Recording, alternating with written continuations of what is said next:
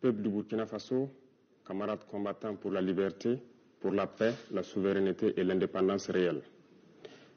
C'est un honneur et un plaisir pour moi de m'adresser à vous au seuil du nouvel an 2024 pour vous souhaiter aux Burkinabés de l'intérieur comme de l'extérieur, aux amis et aux partenaires du Burkina Faso, bonne et heureuse année 2024. Rendons grâce à Dieu qui nous a permis de voir ce jour, qui marque donc la fin de l'année 2023.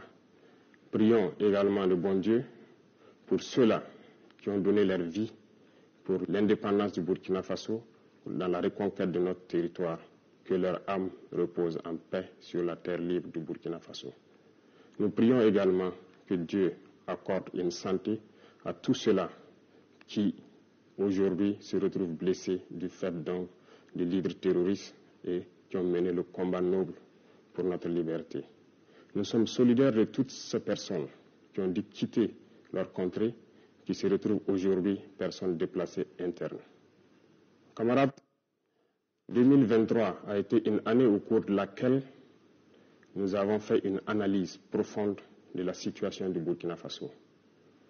Une année au cours de laquelle nous avons posé un diagnostic profond des maux qui minent le Burkina Faso. Ce qui a amené de prendre des décisions importantes. Ces décisions ont été de briser les premières chaînes de l'esclavage, de l'impérialisme, du néocolonialisme. Parce que, dit-on, vous ne pouvez espérer retrouver votre objet perdu en faisant appel à l'aide à celui qui vous l'a dérobé. 2023 a été une année où beaucoup d'initiatives ont vu le jour. Le 11 décembre dernier, comme nous le résumions, à propos de tout ce que nous avons pris comme initiative dans le domaine de la défense, dans le domaine sanitaire, surtout aussi dans le domaine de l'autosuffisance alimentaire. Beaucoup d'initiatives de développement, d'industrialisation ont été lancées. C'est le lieu pour moi donc de saluer le peuple burkinabé pour sa résilience, pour avoir compris le sens du combat que nous menons, pour la reconquête du territoire et pour l'indépendance réelle du Burkina Faso. 2024 sera une année au cours de laquelle nous allons continuer ce combat. Nous allons continuer à briser les chaînes de l'esclavage, à briser les chaînes donc du néocolonialisme qui nous empêchent de connaître le bonheur. Au cours de cette année 2024, nous allons poursuivre les efforts de reconquête du territoire et amplifier la lutte.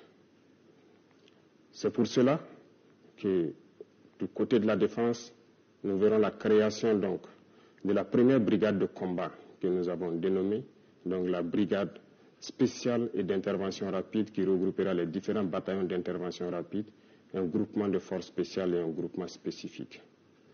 Cela, c'est toujours dans le sens de la réorganisation de notre armée, de sa réarticulation, de la relocalisation des différentes forces en mesure de faire face. Un plan d'équipement stratégique et un plan de réorganisation des différentes forces a vu le jour en 2023. Cela va se concrétiser en 2024 par l'arrivée donc de nouveaux moyens lourds de protection et d'augmentation donc de la puissance de feu des unités combattantes. En plus donc de ce volet, il faut savoir que 2024 sera aussi une année de défis, parce que nous nous sommes fixés des objectifs sur le domaine donc de la reconquête et aussi donc le retour des différents PDI dans leur localité et leur sécurisation. Au cours de l'année 2023, comme je vous le disais, beaucoup d'initiatives ont été entamées. Et en 2024, nous devrons pouvoir approfondir et mettre réellement en œuvre tout ce que nous avons entamé. Notamment l'initiative présidentielle pour l'autosuffisance alimentaire et aussi l'offensive agro-pastorale du ministère de l'Agriculture qui a été lancée dernièrement. La campagne sèche est en cours dans toutes ces deux initiatives pour que nous puissions, au cours de l'année 2024, atteindre aux besoins, s'approcher de l'autosuffisance alimentaire. C'est un défi pour nous et j'invite donc le peuple burkinabé à s'approprier ces initiatives et à pouvoir se lancer partout où vous êtes pour que l'État puisse aussi vous accompagner et que nous puissions relever ces défis-là. Dans le domaine de l'industrialisation et aussi donc de tout ce qui peut aller dans le sens d'apporter un plus à tous ces vaillants commerçants qui font de leur mieux pour desservir les différentes localités de Burkina Faso. Beaucoup d'initiatives seront prises dans ce sens. L'APEC est déjà lancée, qui nous permettra d'avoir un certain nombre d'usines, mais beaucoup d'initiatives sont à venir au cours de l'année 2024. Au cours de l'année 2024, nous allons encore demander au peuple burkinabé de pouvoir s'approprier l'initiative présidentielle pour le développement communautaire. Ce, après analyse donc de la situation sanitaire, comme nous l'avons dit le 11 décembre dernier, il faut que nous puissions reconstruire nos villes et pouvoir assainir. Il s'agira donc pour les populations de s'approprier cette initiative et de pouvoir se lancer dans l'assainissement, l'urbanisation et faire en sorte que nos cadres de vie soient encore plus agréables pour que certaines épidémies que nous avons connues ne puissent pas ressurgir au cours de cette année-là. Le combat que nous menons aujourd'hui est également un combat de la culture. Comme vous l'aurez remarqué, en posant donc un diagnostic du problème, nous avons compris que la colonisation nous a déracinés. Nous avons perdu notre culture. Notre belle culture qui nous enseigne la paix, la solidarité, l'entraide. Nous avons perdu ces valeurs. Voilà pourquoi nous tenons à ce que la culture occupe une place importante donc, dans notre combat. C'est ce qui a amené donc à aujourd'hui officialiser nos langues nationales et aussi à créer le Conseil de communauté à travers donc, ce projet de loi qui vient d'être adopté donc, à l'Assemblée. Ceci doit nous amener à revenir à nos racines, à nos traditions, à nos cultures, pour pouvoir faire ressurgir ces valeurs de solidarité qui nous manquent beaucoup, ces valeurs de paix, de tolérance et d'entraide. Sur le volet de la corruption, il faut dire que l'année 2023 a été une année où ce phénomène a perduré. Pour 2024, nous comptons donc lancer la machine de la lutte contre la corruption.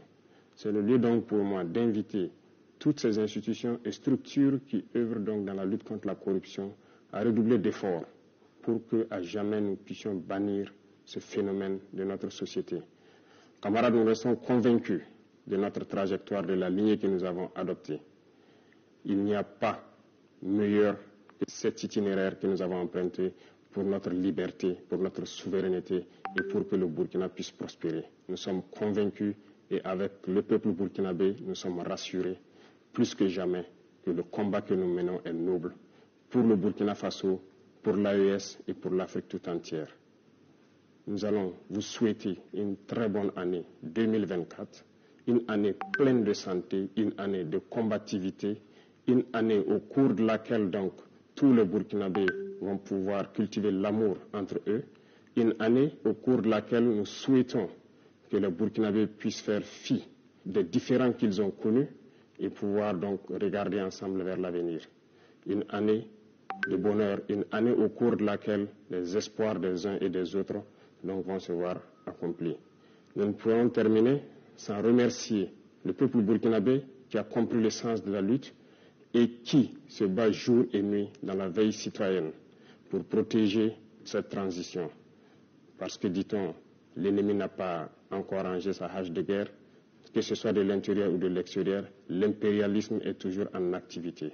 Merci au peuple burkinabé pour ce combat que nous menons et merci à tous ceux qui, de près ou de loin, nous soutiennent, qu'ils soient de l'intérieur, de l'extérieur, partout dans le monde, qui soutiennent le Burkina Faso dans cette lutte.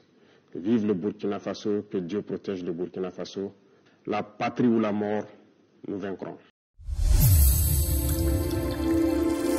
Pan African Media pour une Afrique souveraine et unie.